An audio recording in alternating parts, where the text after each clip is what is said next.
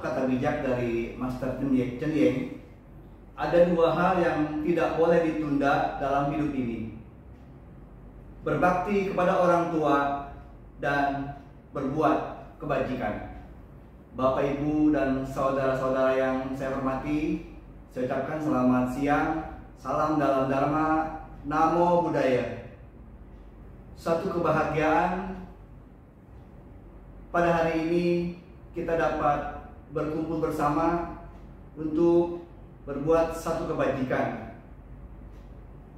berbagi pengalaman dan berbagi kebahagiaan.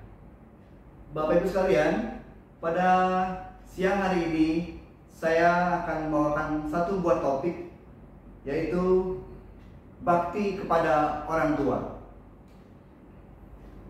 Kata bakti dapat diterjemahkan sebagai berbuat, sebagai melayani, dan sebagai mengabdi. Artinya berbuat sesuatu yang mulia tanpa mengharapkan imbalan dan tanpa mengharapkan pujian. Kepada siapa bakti dilakukan? Murid berbakti kepada guru, warga negara berbakti untuk bangsa dan negara, anak berbakti kepada orang tua, sesuai dengan topik kita pada siang hari ini. Bakti merupakan satu praktek kemoralan. Ada 3 hal utama mengapa anak harus berbakti kepada orang tua. Yang pertama adalah bentuk laku hormat kepada orang tua. Dalam Dhammapada 332 dikatakan, menghormat kepada ibu adalah satu kebahagiaan dan baik adanya. Menghormat kepada ayah adalah satu kebahagiaan dan juga baik adanya. Ada satu istilah Buddhis yang mengatakan katanyu katawedi, yang artinya tahu balas budi dan tahu terima kasih. Bapak Ibu Saudara, itulah 3 hal utama mengapa anak harus berbakti kepada orang tua. Dalam Anguttara Nikaya 5 Sutta 39, yaitu Putta Sutta, dikatakan ada 5 kewajiban seorang anak kepada ayah ibu yang sudah tua. 1. Menyokong orang tua, melanjutkan pekerjaan orang tua, merawat tradisi yang baik dari orang tua, mengurusi warisan, dan mempersembahkan kebajikan kepada mendiang setelah mendiang meninggal. Ada satu peristiwa yang sempat viral di media sosial beberapa waktu yang lalu. Ada seorang anak kandung melaporkan dan memperkarakan ibu kandungnya di pengadilan. Saya tidak tahu persis apa masalahnya, dan saya juga memang tidak ingin tahu. Cuma saya prihatin, dan mungkin bukan cuma saya yang prihatin, Bapak Ibu pasti juga semua ikut prihatin. Alih-alih menyokong, alih-alih berbakti kepada orang tua, anak perempuan ini, anak kandung ini justru ingin menjebloskan ibu kandungnya ke dalam penjara. Bapak Ibu sekalian, orang tua bisa salah. Orang tua kita juga memang mungkin tidak sempurna. Tapi ketika orang tua kita salah, kita anak boleh memberitahu. Ketika orang tua keliru, kita anak boleh memperbaiki kekeliruan orang tua. Namun dengan cara yang penuh hormat, lemah lembut, dan sopan santun. Tidak dengan cara melaporkan ibu kandungnya ke pengadilan. Bapak Ibu sekalian, ini sudah kelakuan yang di luar batas kemanusiaan. Ini bisa disebut adalah akusala garuka karma, atau perbuatan buruk yang amat berat. Dalam Sabda Suci jilid 2 ayat 5, Nabi mengatakan, pada saat hidup layanilah dengan kesusilaan. Ketika meninggal dunia, makamkanlah dengan kesusilaan, dan sembahyangilah dengan kesusilaan. Bapak Ibu sekalian, kewajiban berbakti seorang anak kepada orang tua tidak terbatas oleh waktu dan usia. Berbakti anak kepada orang tua tidak sebatas orang tua hidup, tapi adalah sampai kita anak meninggal dunia, baru kewajiban berbakti kita habis terhadap orang tua. Artinya, kewajiban berbakti adalah sepanjang hidup kita. Sepanjang hidup kita, kita punya kewajiban berbakti kepada orang tua. Bapak Ibu sekalian, zaman sekarang, zaman instan, zaman praktis. Dengan alasan sibuk, dengan alasan repot, tidak ada waktu, dengan alasan orang tua cerewet, orang tua rewel, banyak tuntutannya dan sebagainya. Sebagian orang memilih praktis orang tua dititip di panti jompo. Bapak Ibu sekalian, yang dikatakan orang tua cerewet, orang tua rewel, banyak tuntutannya dan sebagainya, itu adalah sesungguhnya potret hidup kita waktu kita kecil. Itulah potret hidup kita, di mana waktu kecil orang tua merawat kita. Dengan segala problemnya, orang tua kita, ibu kita tetap merawat kita hingga kita ada sekarang ini. Kita ada sekarang ini karena adanya mereka, adanya ayah dan ibu. Kalau tidak ada ayah dan ibu, kita sekarang tidak akan ada di sini. Dengan segala problemnya, orang tua tetap mengurus kita dengan baik. Maka ada pepatah mengatakan, 1 ekor induk ayam dapat merawat 10 ekor anaknya dengan baik. Tetapi 10 orang anak belum tentu dapat merawat orang tuanya dengan baik. Bapak Ibu sekalian, ada satu cerita pendek. Diceritakan ada seorang ayah membawa anaknya yang masih usia kelas 5, 6 atau SD masuk ke dalam mobil, dan di dalam mobil sudah ada seorang kakek, seorang engkong. Lalu mobil ini berjalan.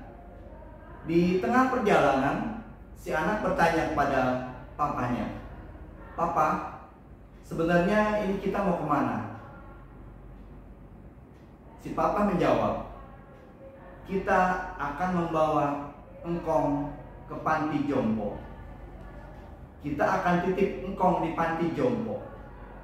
Karena di rumah mama sibuk, papa sibuk, sehingga tidak ada yang merawat engkong di rumah." Demikian si papa menjelaskan. Lalu beberapa saat kemudian, tiba-tiba si anak berkata, "Papa, nanti ketika aku sudah besar, ketika aku sudah dewasa, dan papa sudah tua, aku juga akan titip papa di panti jompo." Bapak Ibu sekalian, si papa ini, si orang tua ini terdiam 1000 bahasa, terdiam 1000 kata. Tidak ada satu kata pun yang dapat keluar dari mulutnya. Lalu segera dia memutar balik arah mobilnya dan menuju ke arah pulang.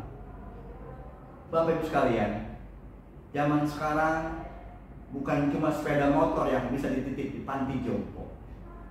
Orang tua pun bisa dititip di panti jompo. Bapak Ibu sekalian, tempat yang layak, tempat yang pantas untuk orang tua, apalagi orang tua yang hampir jompo, adalah dirawat di rumah oleh anak, mantu, dan cucu. Tempat mereka bukan di panti jompo. Tempat mereka di rumah. Yang mereka inginkan adalah berkumpul bersama orang-orang tercinta, orang-orang terdekat, yaitu anak, mantu, dan cucu di rumah. Tempat mereka bukan di panti jompo. Dalam Sabda Suci jilid 2 ayat 7, Nabi mengatakan, yang dikatakan laku bakti katanya asal dapat memelihara. Anjing dan kuda pun dapat memberi pemeliharaan. Kalau tidak dengan rasa hormat, apa bedanya? Bapak Ibu sekalian, kita manusia dibekali oleh rasa hormat, kebijaksanaan, dan kesusilaan.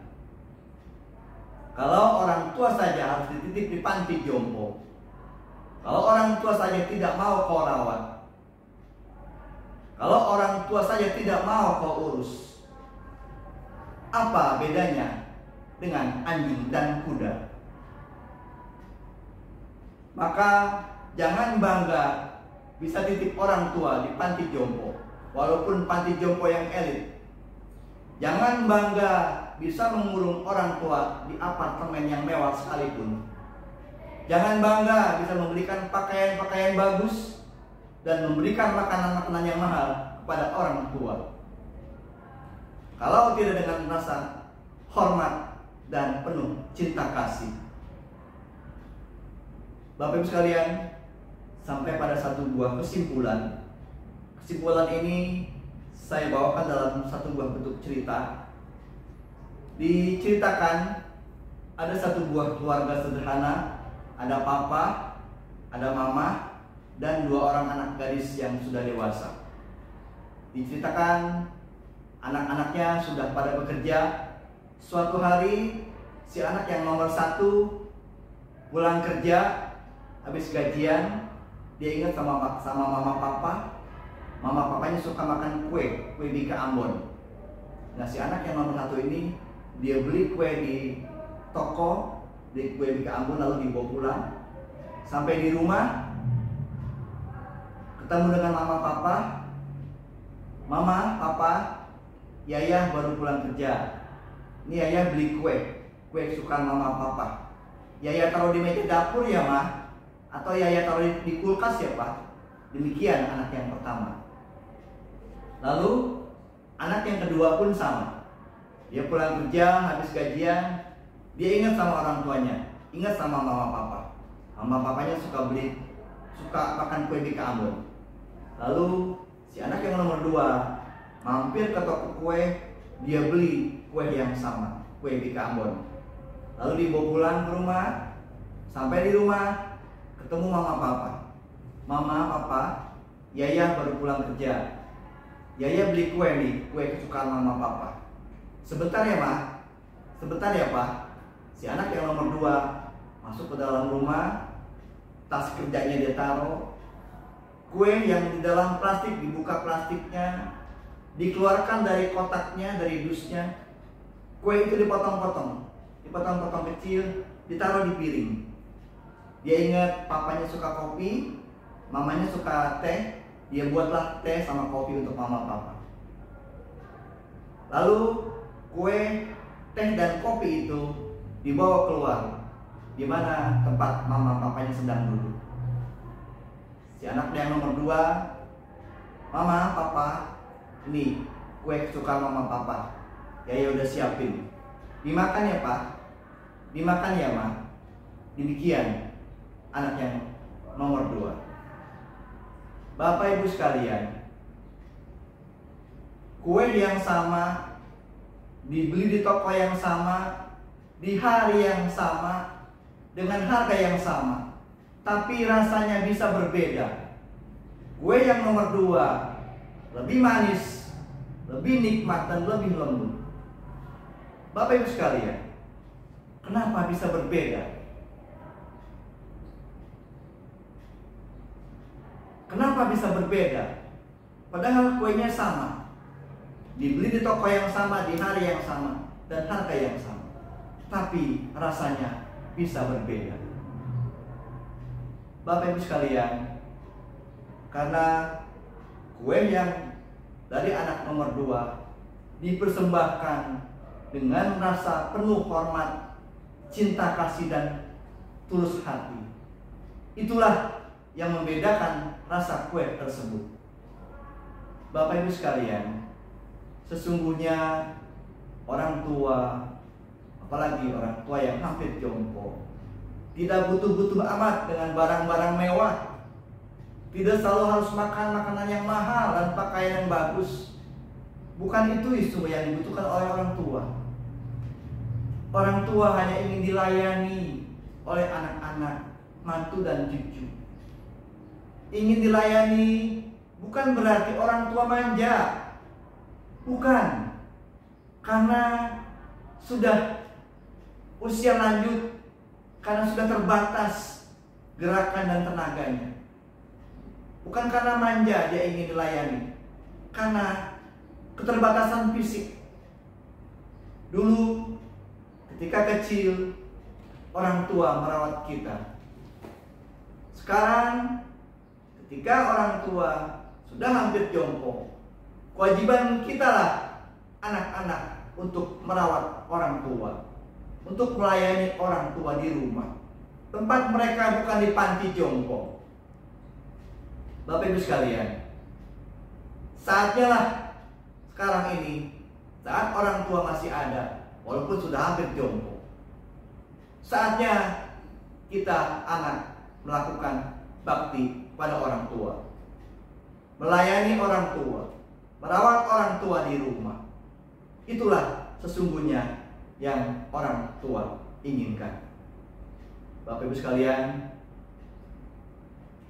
sebelum saya tutup dengan doa, saya akan bacakan satu syair dari Kitab Pinju jilid 7a ayat 37.2. Laku hormat dan mengindahkan itu harus ada sebelum menyampaikan sesuatu. Bapak Ibu sekalian, demikian yang dapat saya sampaikan, dan akan saya tutup dengan doa. Yakinlah yang Tuhan Yang Maha Esa akan selalu membimbing, melindungi, dan memberkahi kita semua. Berbahagialah bagi mereka yang telah membuka hati dan pikiran dalam menerima Dharma mulia ini. Om Mani Padme Hum, mekarlah permata teratai suci, mekar. Bapak Ibu sekalian, demikian. Selamat siang, salam dalam Dharma, Namo Buddhaya.